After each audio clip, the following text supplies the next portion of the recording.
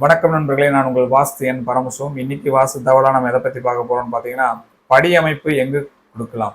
இப்போ படி அமைப்பு பார்த்தீங்கன்னா, வீட்டுக்கு வெளியேன்னு பார்த்தீங்கன்னா தென்கிழக்குலையும் வடமேற்குலையும் கொடுக்கலாங்க. வீட்டுக்குள்ளேன்னு பார்த்தீங்கன்னா தெற்கு மத்தியம் மேற்கு மத்தியத்தில் கொடுக்கலாங்க.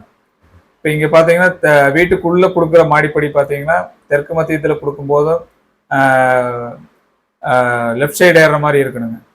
மேற்கு மத்தியத்தில் கொடுக்கும்போது ரைட் சைடு ஏறுற மாதிரி இருக்கணுங்க. அந்த அமைப்பில் தான் கொடுக்கணும். இப்போ இது வெளிப்புற அமைப்புல கொடுக்கும்போது தென்கிழக்குல கொடுக்கும்போது பார்த்தீங்கன்னா லெஃப்ட் சைடு இருந்து ஏற மாதிரியும், வடமேற்குல கொடுக்கும்போது ரைட் சைடுல இருந்து ஏறுற மாதிரியான அமைப்புல கொடுக்கலாம்.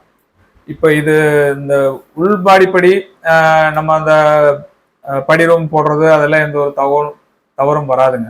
இல்லை படிக்கடியில் பூஜா வைக்கிறது, டாய்லெட் வைக்கிறது அதெல்லாம் வந்து உள் மாடிப்படி வீட்டுக்குள்ள கொடுக்குற மாடிப்படியில் வந்து எந்த ஒரு தவறையும் ஏற்படுத்தாதுங்க.